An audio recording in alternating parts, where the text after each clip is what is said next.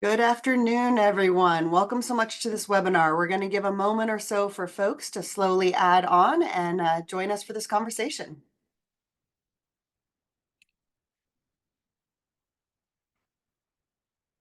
Awesome to see the numbers ticking up on the participants for today's webinar. We'll keep holding. I've got a goal of over 100, so.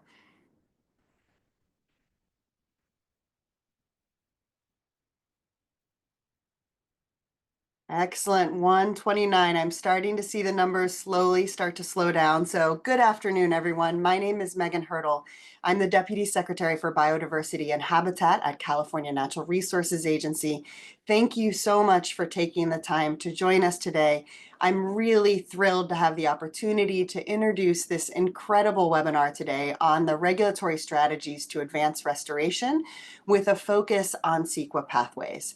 So some housekeeping before we get started. We are on a webinar format. I think most of us know how to handle that these days, but just in case you haven't been on these over the last 4 years, your microphones and videos have been muted, but we really do encourage you to look at the bottom of your screen and put your questions in the Q&A box that you'll find at the bottom of the Zoom webinar. This will help us tee up some questions for the discussion that we'll have at the end of this webinar, as well as be able to answer some of them directly throughout the presentations. Also wanted to let everyone know that we are recording this webinar so that it can be watched in the future, and it will be posted on our website as part of this series on cutting the green tape. So before we jump into the subject matter today, I do just want to take a moment to acknowledge what is on the top of all of our minds right now, and that is the fires in Los Angeles. To all of the people and the communities that have been devastated by these fires, I wanted to say that we are thinking of you and that we are working very hard to make sure that these fires are controlled and that recovery is as rapid as possible. I also just wanted to acknowledge the thousands of first responders that have been out there and that are continuing to work on the ground, both for preparedness and recovery. Thank you for the work that you are doing every day. Our number one priority is really the people, the communities, and the properties that have been impacted by this fire. As we work on that, we will also begin to look at recovering the ecosystems and the habitats that have also been impacted by the fire. And some of the tools that we'll be talking about today as part of this Cutting the Green Tape webinar are really going to be applicable to the practitioners who are going to be working in this space. So even before the catastrophic fires that we have all watched over the past week, we knew that we needed to do restoration and ecosystem recovery in California faster, that we need to bring back the wide variety of habitats and landscapes that have made and continue to make California such an incredible and unique place. This is important because these habitats and these ecosystems, they are what make California livable for people, right? They're where we get our clean drinking water. They provide flood protection. It can help with fire resiliency and help us address the impacts of climate change, all while protecting and conserving the incredible biodiversity of California. This work, we see it being done by many different types of actors across the landscape. This includes NGOs, government agencies, and private companies that are all out there doing habitat restoration. And there's a variety of funding sources that go into this work, whether that's public funding, private philanthropy, mitigation dollars, or even private market mechanisms. All of these are going to be needed to reach our ambitious goals in California for habitat restoration and land management. And we have ambitious state targets. So my personal favorite, 30 by 30, our state's effort to conserve 30% of our land and coastal waters by 2030 to reverse biodiversity loss, but also our nature-based climate targets, our wildfire task force action plan, all of these set forward targets for habitat restoration on the landscape. And this is where cutting the green tape comes in. We know that we need to do the work of habitat restoration faster and better on the landscape. And it's the incredible work of some of the folks you're going to hear from today, our government agencies, as well as our external partners like California Landscape Stewardship Network, Sustainable Conservation, and many others that have spent years thinking about and executing ways to streamline the permits that are required to do this type of habitat restoration on the ground. We know that we have more to do, but we are making progress. And we're really excited to have this first webinar today that's going to dive into some of the technical details of the tools that are out there for you to use. Now, this is the first in a series of technical webinars, so we encourage you to watch this one and watch ones in the future.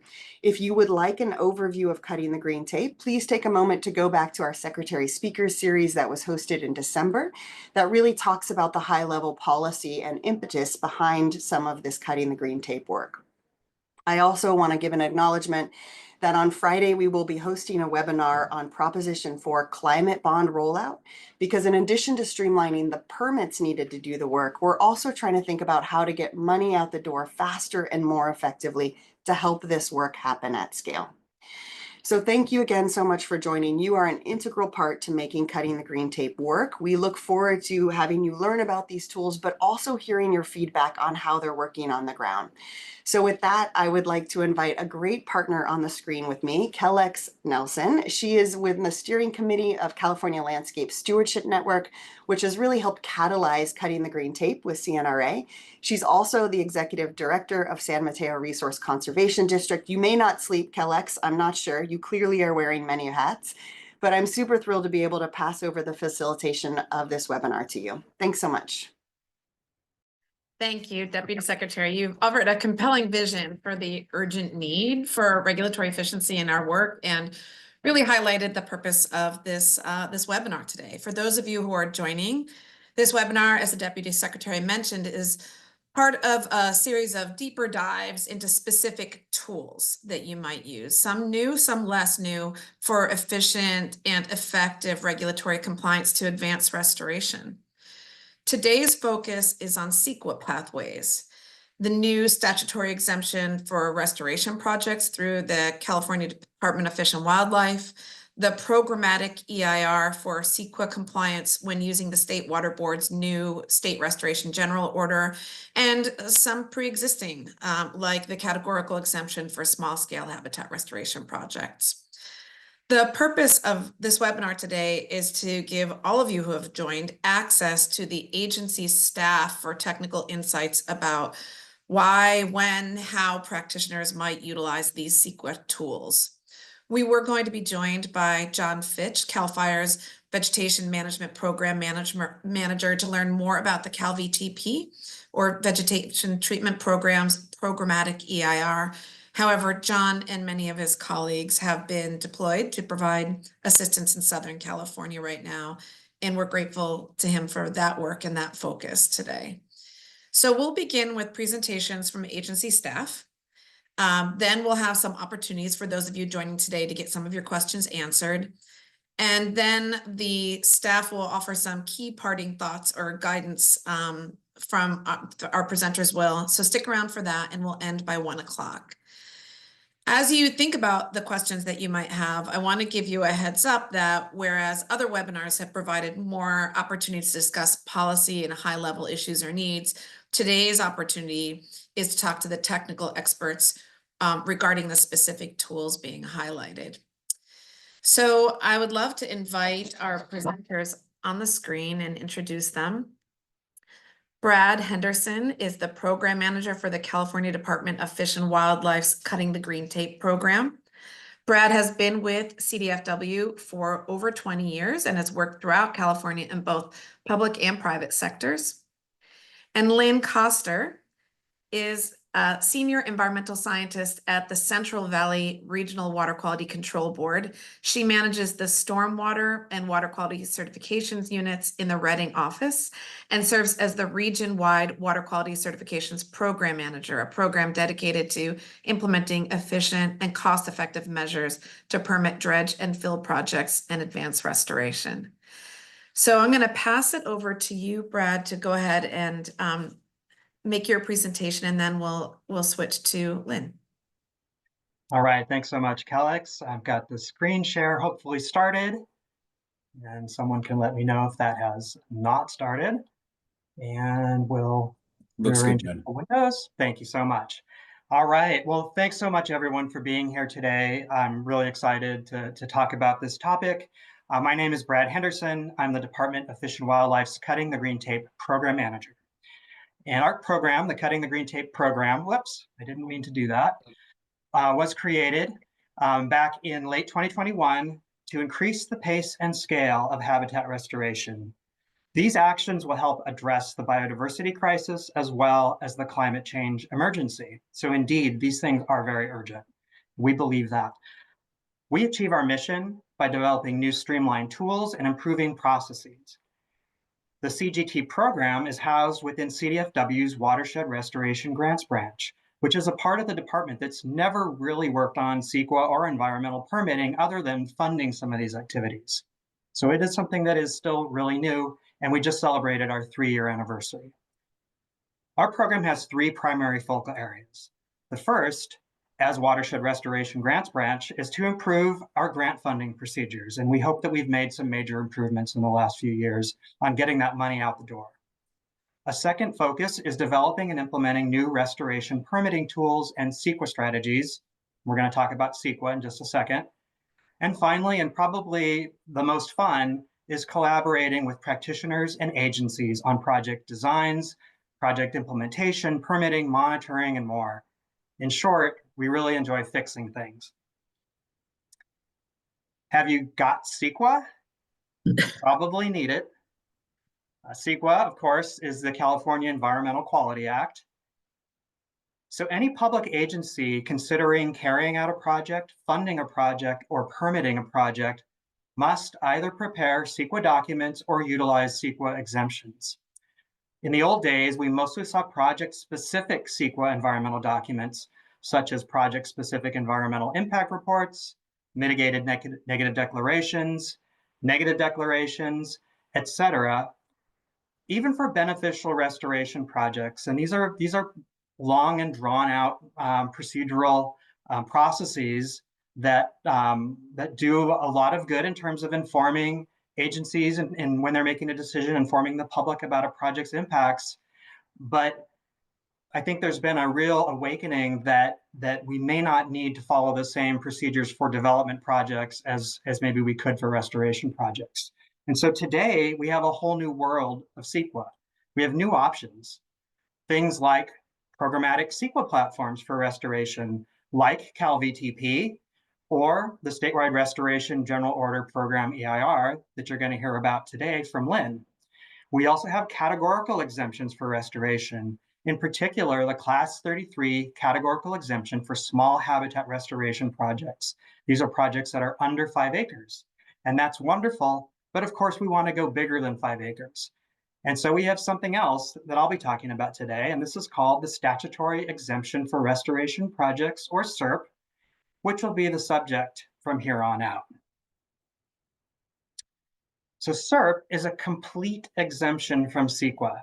This means that CEQA does not apply at all if a project meets the SERP criteria and all the steps of the SERP process have been completed. And we'll go through those in just a second. SERP was passed by the legislature as a trailer bill in late 2021. It had a shelf life of about 3 years. That shelf life was recently extended, and now SERP will be with us at least through 2029. 63 projects have received SERP concurrences to date, which then enable the lead agency for each of those projects to go ahead and approve the project using that SERP CEQA platform. The SERP exemption process is truly a collaboration between the CEQA lead agency for a project and CDFW. The lead agency proposes using the exemption and provides their rationale based on science and evidence. And then the CDFW director concurs. Once that concurrence from our director is in place and back to the lead agency may then approve the project. Our goal is to keep the CEQA SERP concurrence processing time under 60 days whenever we can. SERP does include several procedural steps, quite different than virtually any other categorical or statutory exemption, but overall, the process is manageable, relatively simple, and very low cost. A qualifying SERP project will be all of the following. First, the project must exclusively be a project to benefit habitat and/or wildlife. However, a project with incidental public benefits may also qualify. A qualifying project will provide long-term net benefits to climate resiliency, long-term net benefits to biodiversity, and long-term net benefits to sensitive species recovery. Furthermore, a qualifying project will include both environmental protection measures and ongoing management. And finally, any project construction must solely be for restoration purposes. SERP is a process involving the CEQA lead agency and CDFW. Here are some of the steps for the lead agency. First, the lead agency would contact the local CDFW staff or our Cutting the Green Tape inbox to discuss the project. The lead agency will then write up their SERP determinations, and these determinations are really the documentation as to why the project qualifies for the exemption. Those determinations would be shared with CDFW. We'll either do that informally before there's an actual official submittal, and usually lead agencies take us up on that. But then ultimately there would be a formal submittal to CDFW. There's no application fee for this. It's a free process. Once CDFW receives that concurrence request, it's reviewed and a document is written up. It would be the CDFW director's concurrence. Basically, it's a document that says, I, the CDFW director, Chuck Bonham, agree with the lead agency. Yes, indeed, this project does qualify for SERP. We try to get that concurrence written up for Chuck's review and back to the lead agency in less than 60 days whenever we can. And I'll just point out that SERP is so important to our director that Director Bonham still reviews and signs each concurrence personally. He's a busy guy.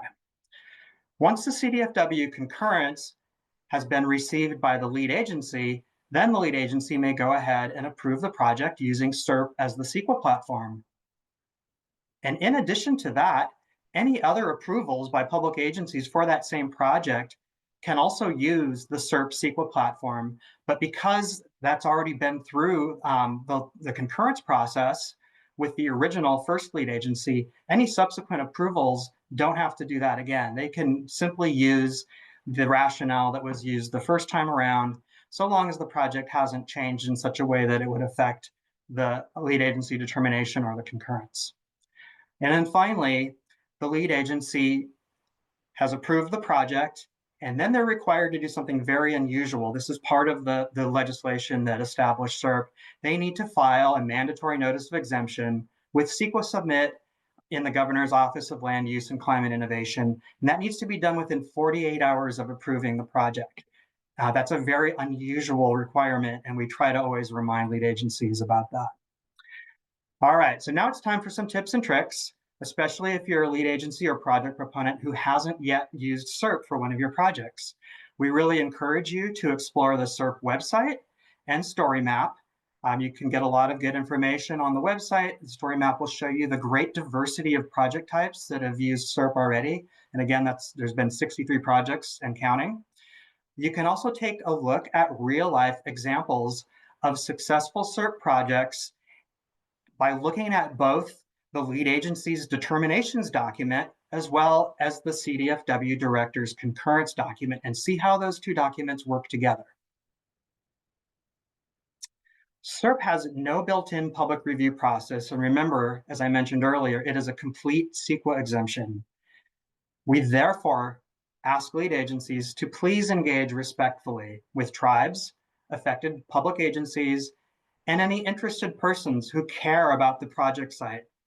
During the process of going through consultation with us, we will also provide our insights on how to best engage with public agencies in the unique environment of the Sacramento-San Joaquin Delta.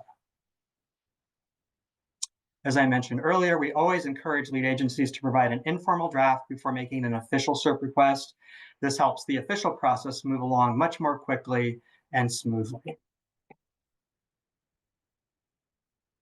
To close, I have two SERP project examples to share.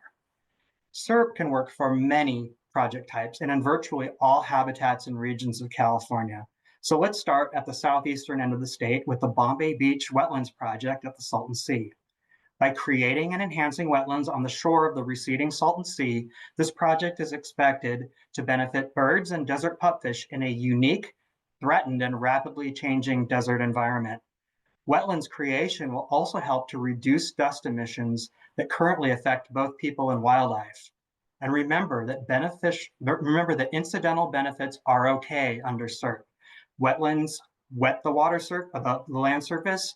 That helps to immobilize that dust, grow plants, provide habitat. All those things will provide an incidental health benefit to the local community. For this project, California Natural Resources Agency was the CEQA lead, and Audubon, California was the project proponent.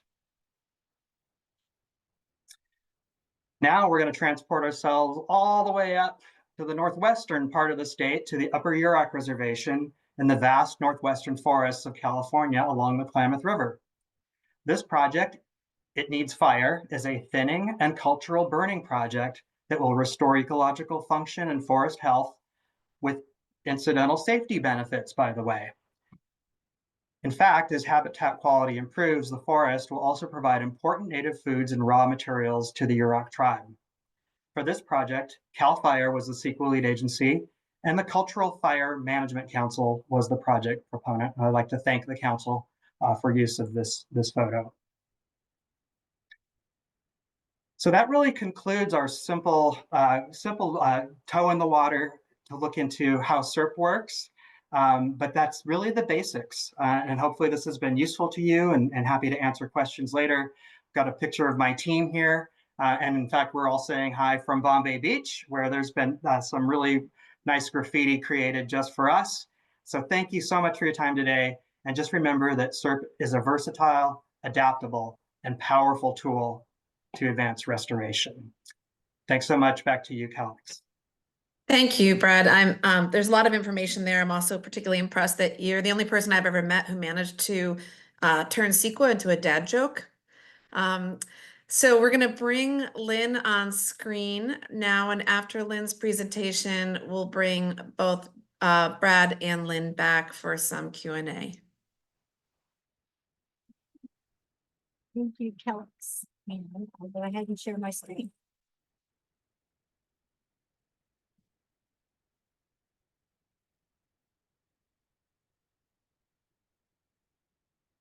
Get the confirmation that you're able to see my screen. We can see it. Thanks. Okay, great. Good afternoon. I'm Lynn Coster from the Central Valley Regional Water Quality Control Board and the region-wide Water Quality Certifications Program Manager. I'm excited to share an efficient pathway developed by State Water Board for conducting CEQA review of restoration projects. My presentation will cover CEQA options for restoration projects, the background of the Statewide Restoration General Order and Program EIR, utilization of the program EIR, and an example of CEQA compliance documentation. The California Environmental Quality Act, or CEQA, is a California law enacted in 1969 that requires public agencies in the state to evaluate environmental impacts of proposed projects. The CEQA lead agency is the public agency which has the principal responsibility for carrying out or approving a project which may have a significant effect on the environment. If the project is not categorically exempt or statutorily exempt from CEQA, the CEQA lead agency prepares an initial study or other form of project-specific analysis to determine whether a negative declaration or EIR must be prepared. For restoration projects, the options for satisfying CEQA include a categorical exemption, statutory exemption for restoration projects, or SERP, which Brad just described, the Statewide Restoration General Order Program EIR, a negative declaration, a mitigated negative declaration, or an environmental impact report. This presentation will focus on utilization of the Statewide Restoration General Order Program EIR by the CEQA lead agency to satisfy CEQA requirements for an individual restoration project. To provide background, In 2022, State Water Resources Control Board adopted the Statewide Restoration General Order, or SRGO, to improve the efficiency of regulatory review for restoration projects throughout the state that result in a net increase in aquatic or riparian resource functions and/or services. The order establishes a permitting process for Clean Water Act Section 401 water quality certification and waste discharge requirements for a set of environmentally beneficial restoration project types and associated measures to protect species and the environment. State Water Board prepared and certified a Program Environmental Impact Report for the SRGO, which I will refer to as the PEIR. The PEIR analyzes the environmental effects associated with the restoration project types covered under the order, but does not address potential site-specific impacts of an individual project. The PEIR may be utilized to satisfy the CEQA review process for an individual project, although supplemental CEQA review may be required. If proposing to utilize the PEIR, the CEQA lead agency conducts a project-specific analysis or an initial study to determine if all project impacts are within the scope of the PEIR, or if the project will result in any new or substantially more severe impacts than those covered in the PEIR. To verify consistency with the PEIR, CEQA lead agency would identify all impact statements from the PEIR applicable to the project, all PEIR mitigation measures required to be implemented for a less than significant determination, any significant unmitigated impacts, and if applicable, additional mitigation measures for a less than significant determination.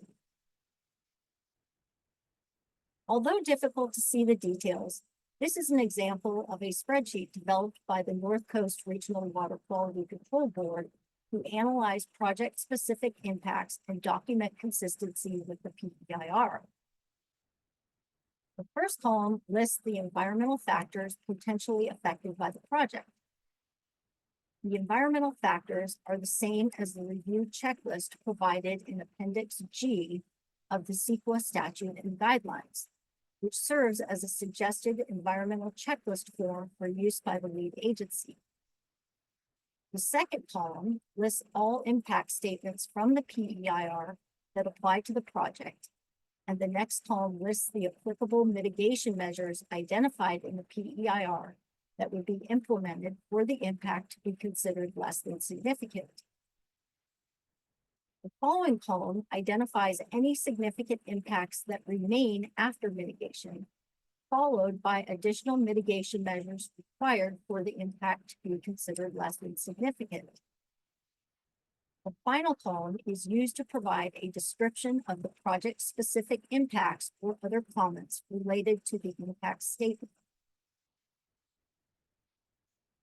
To identify new project-specific impacts that were not covered in the PEIR, or an impact that is substantially more severe than the impacts identified in the PEIR, the CEQA lead agency may use the environmental checklist provided in Attachment G of the CEQA statute and guidelines and referenced earlier.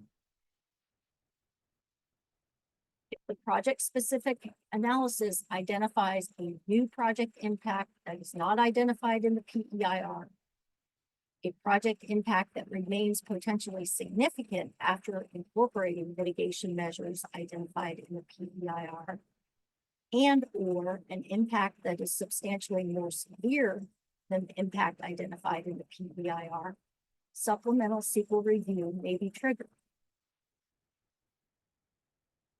If all environmental effects of the project are covered under the PEIR, the CEQA lead agency may utilize the PEIR for CEQA compliance and would file a notice of determination with the state clearinghouse after approval of the project. If applying for a permit from the water board, CEQA compliance documentation would be submitted to the Water Board during the application process. It is important to note that mitigation measures from the PEIR must be incorporated into the individual restoration project to address significant or potentially significant impacts on the environment that are applicable to the project. If at least one new impact is identified that was not covered in the PEIR, supplemental CEQA review is conducted. If the impact is determined to be less than significant, a subsequent negative declaration or other CEQA document may need to be prepared and a notice of determination filed with the state clearinghouse after project approval. Likewise, if at least one new impact is identified, supplemental CEQA review determines the impact is less than significant with mitigation, a subsequent mitigated negative declaration or other CEQA document may need to be prepared and a notice of determination filed with the state clearinghouse after approval of the project. If at least one new impact is identified, the supplemental CEQA review determines the impact is potentially significant and or substantially more severe than impacts covered in the PEIR. A subsequent EIR or other CEQA document may need to be prepared and a notice of determination filed with the state clearinghouse after approval. I want to stress the importance of early consultation with the Regional Water Quality Control Board with jurisdiction over the project. They can provide guidance on their expectations and available tools for documenting CEQA compliance with the PEIR. I have included a QR code that links to state water boards and the Regional Water Board staff directory for the Water Quality Certification and Wetlands Program, and have also included the website URL. Please use the Q&A tool for any questions. And thank you. Thank you, Lynn. Brad, if you don't mind coming back on the screen. We've been having a flurry of activity already in the Q&A box and certainly in the chat. And thank you, Stephanie, in particular, for posting all those resources in the chat. Also, notes will be available from today, including some of these links that are referenced. So those of you who are participating, please don't feel that you're supposed to be tracking the webinar and all of the links that are being posted. It can be a bit much. There are a couple of questions that have been answered. There's a couple that have been answered, or at least one that I wanted to bring back up because I think there's some nuance to it. And then some that have been flagged for you to answer live. I'm going to pull one up first, which is if you can just offer both or either of you some reflections on when a practitioner might prefer to use SERP or the PEIR or the existing categorical exemption for small-scale habitat restoration projects. And I think that because the PEIR is associated with the State Restoration General Order, I think that for the purpose of this conversation, I think we should assume that it's a project that's using the State Restoration General Order. So if you are using the State Restoration General Order, why might one prefer to use the PEIR with that or SERP with that? Or in other cases, the CADX. I'll pass it to either of you. Sure, I'll jump in.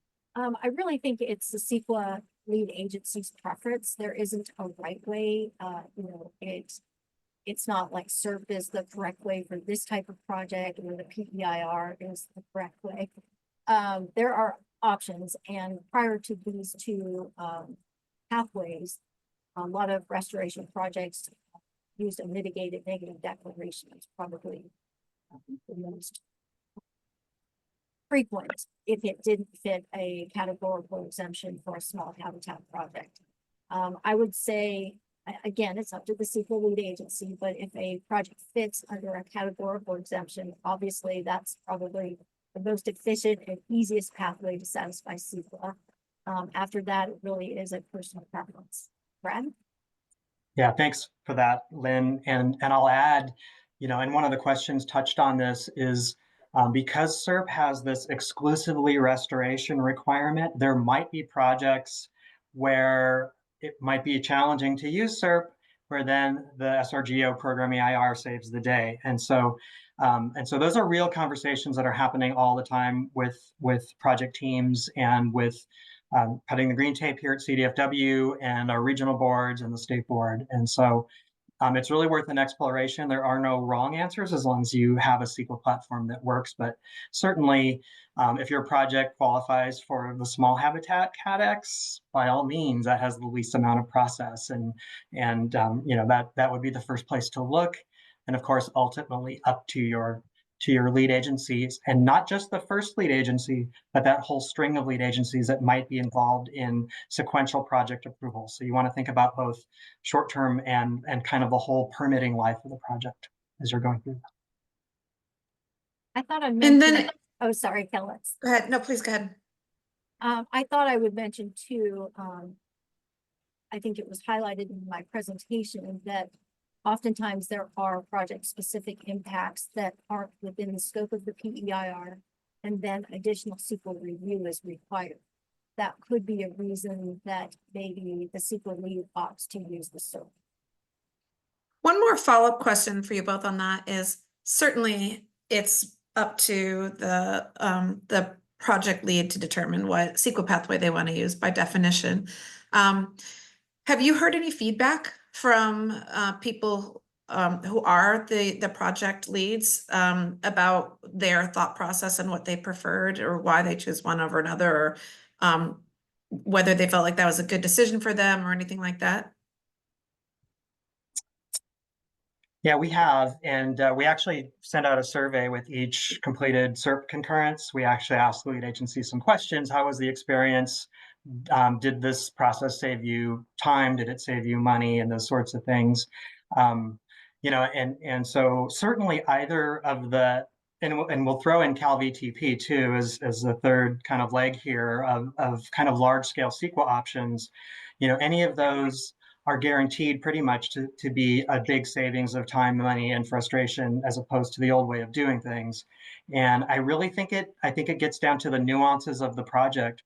A statutory exemption is extremely powerful, but SERP has a pretty narrow entryway. And the program EIRs are wonderful and have a different kind of structure. They're very robust as you go through the whole approval process with multiple agencies for the project, all the responsible agencies that would tag on. But if a project doesn't fit a project type cleanly, then you pivot back to the statutory exemption, maybe if the project could meet those criteria. So no right answer, no wrong answer. It's really all about finding, what works the best for your project. Yeah, thank you. And so there's a question that Brad, you answered in the Q&A that I wanted to pull back out for a moment for another look at it without asking you to be a CEQA attorney or counsel for people, because you're not, it's not your role. If the grantor, let's say the Coastal Conservancy, the landowner is a public agency, also an open space district or state parks or something, and the implementer is maybe an RCD or another public agency. So if it's something collaborative like that, where it's this triumvirate, or in some cases more, of public agencies, without asking you to be the, CEQA counsel about who is considered lead in that point, do you have any observations about what you've seen work or how you've seen people typically approach this? Yeah, and if it were only two, I would just say flip a coin, but we can't do that with three. So I think there is guidance in CEQA about this topic. If a public agency is directly carrying out a project, that public agency is typically the lead agency. But I also have seen, I've observed that that's not always the case. And that might be because of the resources available to a very small public agency. It could be a very rural resource conservation district, or it could be a small irrigation district or something along those lines. And so what I've seen work is to really get into a conversation with all of those potential lead agencies, and again, to maybe look for and find the best fit for that situation. And it may be that a state agency has more resources, or it may be that a local agency is better positioned. There's actually no real, true wrong answer, in my opinion. Thank you. So Brad, since we've got you on a roll here, there's two questions that that you had flagged to answer live. One is whether there's a size limitation to SERP. There is no size limitation. Right. And maybe you can just remind people of what the size limitation is to the categorical exemption. Right. So for the class 33 small habitat categorical exemption, the maximum project size is 5 acres, and the project would also need to take place on less than 500 linear feet of stream or shoreline. And so, and that's not for the exemption itself, but for use of some of the other tools that are tied to the exemption. So wanted to bring that in too, such as the small habitat 401 and HREA. But the exemption itself is a 5 acre limit, and it does work very well for projects under that size. And really quickly, I'll also mention there's been fairly recent direction from Secretary Crowfoot on the use of that exemption, which is worth looking at. And essentially what that guidance says is that the mere existence of, say, a threatened or endangered species on that project site does not necessarily preclude the use of that exemption, because all categorical exemptions have this kind of in the background, these exceptions that may apply where then you maybe can't use the exemption. And so, so the Secretary's direction has really helped to make wider use of that CADEX.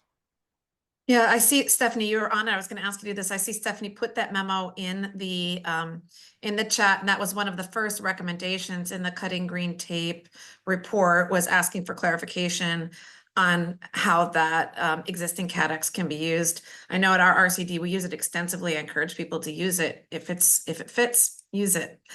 And then Brad, the other one that you flagged to be able to answer live is, how do people budget for SERP? What are some of the costs associated?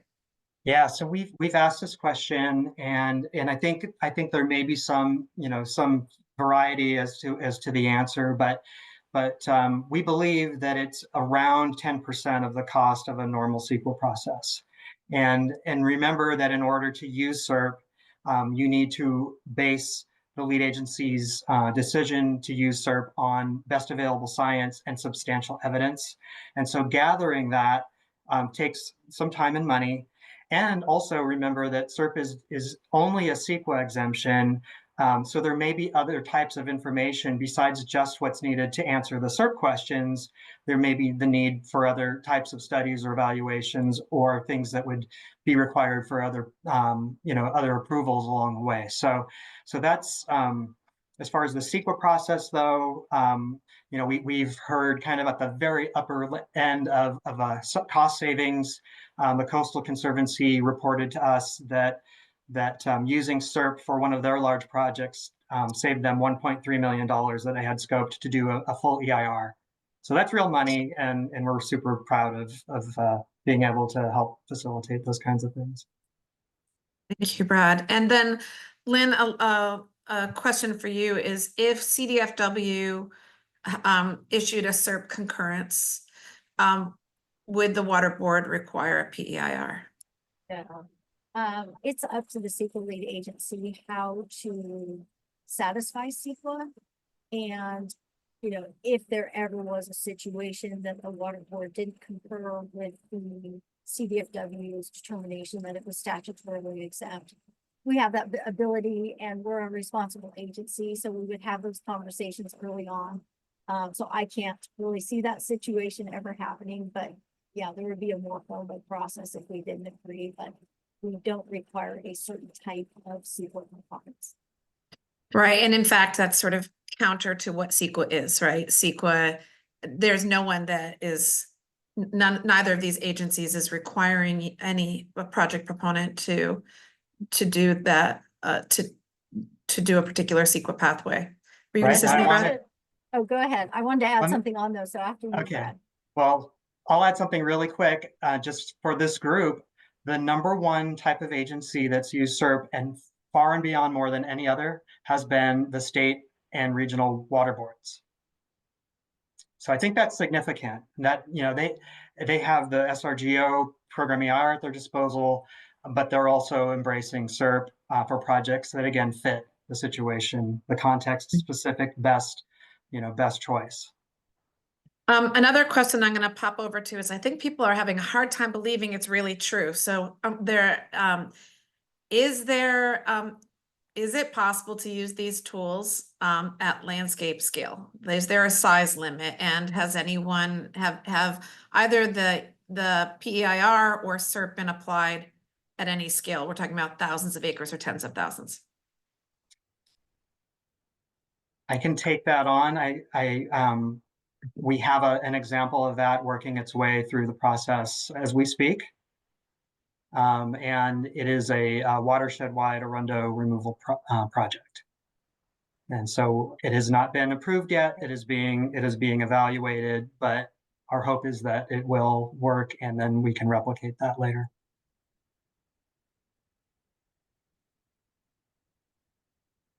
There's a question about how you're working with tribes on these projects, or how that worked in the setup of the exemptions in the PEIR.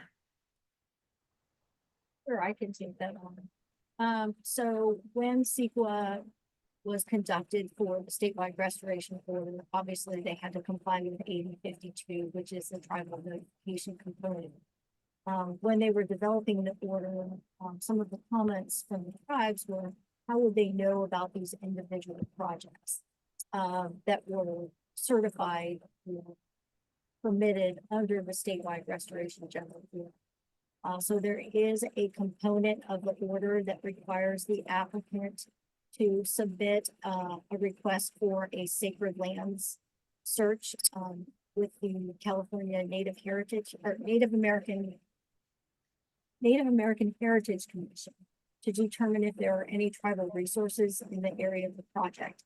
If there are, it requires that the applicant reach out to those tribal contacts and make sure that they are aware of the project and give them an opportunity to consult with the regional water board and certify the project. Thank you. A question about how to use SERP for a particular project. Someone is in the first phase of a multi-phase restoration project that includes illicit cannabis cleanup and remediation, followed by land acquisition, restoration planning, and then restoration implementation. Would SERP be appropriate at this early stage? I think it could be challenging, and we of course would want to hear more about that planning horizon and those sorts of things.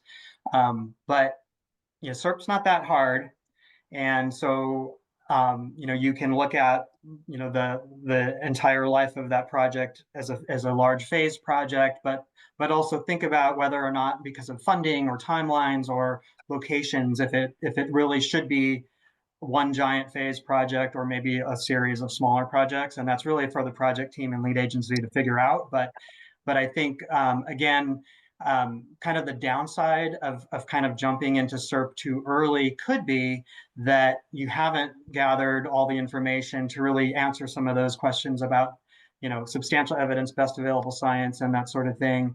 If that were to happen, though, it is not necessarily the end of the world. You would simply go back and you have a revised project description, and you can also come back and redo the SERP process. That's happened twice on projects so far, where I think maybe the lead agency was slightly early and they got a concurrence, but then the project changed or evolved and they came back again. So we don't love doing that, but we certainly can do it when it's necessary. But come talk with us. That's really the message. That was Lynn, do you have a similar? Yeah. Oh, I'm sorry. Go ahead. Please go. That was going to be my comment earlier, that we had a project that had a certain concurrence. They were going to satisfy CEQA using that. When we took a look at the certain concurrence, the entire project wasn't described 2/3 of it was. So there were 3 discrete locations that made up this one greater project. They were under time constraints to be able to conduct that additional CEQA review for that 3rd location because of some grant funding. They went back to Fish and Wildlife, and Brad can probably comment on this, but a CERP concurrence can't be changed to add an additional project description or location that wasn't in the original concurrence. They could have gone back through the CERP process, but they didn't have time. Anyway, it's just, that may be one reason someone may use the PEIR. They could have conducted that additional CEQA review, showed that it all impacts were within the scope of the PEIR. It may have been a simpler process. It all worked out, and they were able to satisfy CEQA for just that particular location using the PEIR, but there were 2 CEQA documents kind of for the same project. Great. I'm seeing a few questions come up in the Q&A that I think will be, I'll put a plug in for it now for those of you who are interested in talking about how to bundle these things. You know, if you're using this permit and this CEQA pathway, you know, what's the strategy for how these things work together? Some of that is what we're going to be talking about on March 26th, the next webinar, and I hope that you'll join us then. There may be questions about, you know, how the Small Habitat Restoration General Order might work with CERP, or how the HREA works with CERP, or HREA with something else, or these sorts of things. We're going to be doing that in more detail, but any just so people don't have to, you know, wait 2 months for that. Any high level answers to some of those pairings? Well, I guess to answer that question about using our small habitat general order for restoration projects, I'm not sure, because it requires the project to be categorically exempt under section 15333. I'm not sure why they would go the CERP process and do that additional CEQA review, because it has to be categorically exempt to use that general. And I think that perhaps just for the person who asked that question, as you follow some of the links in here, you'll see that the language is exactly the same. They were deliberately created to be compatible. So you'll see the same size limits and basic criteria for both of those. There actually is a catch in our small habitat general order. It is held to the threshold of no larger than 5 acres, but it also has a component that it can't be more than, I believe it's 500 linear feet. That's right. Channel. And so sometimes a project might be categorically exempt, but we can't permit it under the small habitat general order. It can still use the CEQA categorical exemption, but we could permit it either under an individual 401 or the CERB. And so, so I know I'm appreciative of the level of interest in all of these tools, and I'm going to get us back to really focusing on these CEQA tools today. One of the questions here is for federal agencies who are working on private lands, which agency would be the lead for projects seeking CERP concurrence? So if there are any approvals that could start at the local level, like for example, if there was a need for some sort of grading ordinance permit or something along those lines, it could be a county. The feds for their projects are subject to Clean Water Act, so it could be a 401, and it might be a regional board as a lead agency. Federal activities generally are exempt from the Lake and Stream Alteration Agreement notification with the Department of Fish and Wildlife. As federal agencies, they are not defined as entities under that statute, so it wouldn't be triggered by that. And so it just depends, but it's a public agency, making a discretionary approval of some sort. So that public agency would need to be a non-federal agency in California. And there may be a few projects out there that have no non-federal agency approvals and may not need CEQA at all. I mean, that's also a possibility. I think that's a common misconception too, that if it's a federal agency conducting a project on federal lands, that CEQA doesn't need to be complied with. If it requires a discretionary permit from a state agency, we're required to make sure the project complies with CEQA in order to issue such a permit. Thank you. Last question before this has been going fast and we're gonna wrap it up.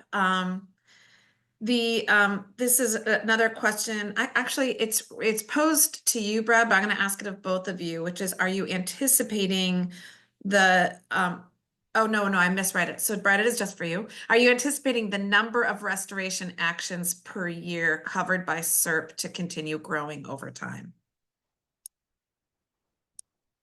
I think for a while, yeah, and maybe longer. I think there's a connection with funding that's available for restoration projects. A lot of the projects that we work on are somehow tied to either a state funding through grant programs or federal grant programs and that sort of thing. And there's definitely been an uptick.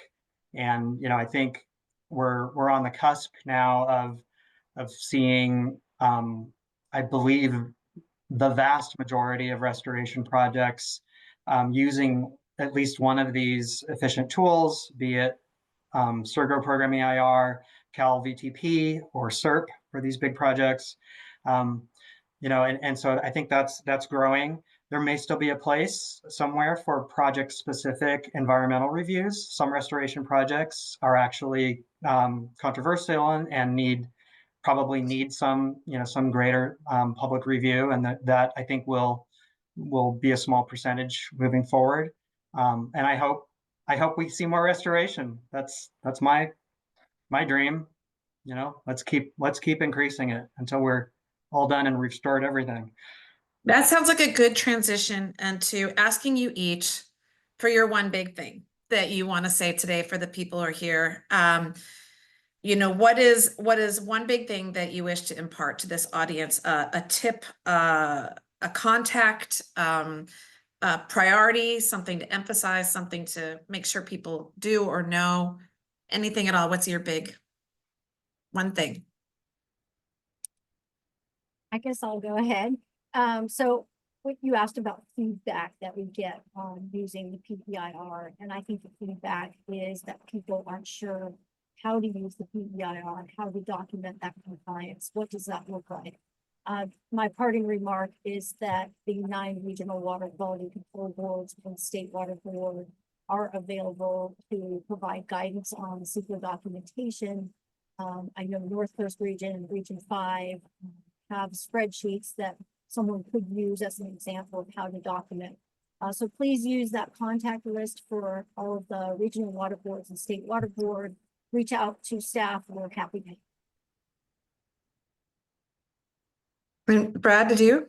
Mine is very similar actually to Lynn's, and that is we have lots of options. Our toolbox has grown. Our toolbox has increased in size, and rather than that being overwhelming and confusing, let's embrace that and know that complexity in our tools means that we have options. We have options we've never had before, and we have nuanced choices that we can make. So my parting thought is, use the right tool for the right project at the right time in the right place, and please do reach out. We regularly engage with project teams in kind of a multi-agency group where we actually work through some of these things, and would encourage you to take advantage of that.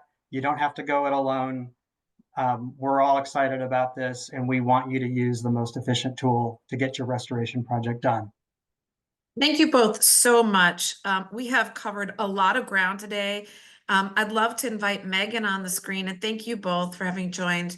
We're going to switch to Megan now to wrap this up and tell us about the next one that's coming up. And thank you all for your really good questions so that we could get the information out that people need to use these tools. Great. And in just the last minute, Kellex, amazing. Thank you. What an incredible webinar to facilitate. You were going through those technical questions at an amazing clip. Brad and Lynn, thank you so much for sharing your expertise on the call. I think my big takeaway is there's a lot of hunger for this information and there's a lot of tools out there. So thank you so much for sharing this. So just a reminder, on Friday, we have a webinar about Proposition 4 climate bond rollout. We've also dropped in links for the upcoming series on cutting the green tape. And my other recommendation is this will be posted on our website. So please share this with your colleagues and others. Let's use this as an ongoing evergreen resource to help people understand what tools are out there. And so with that, it is 1 o'clock. Thank you all for the work you are doing on the ground. Kellex, any parting words I missed?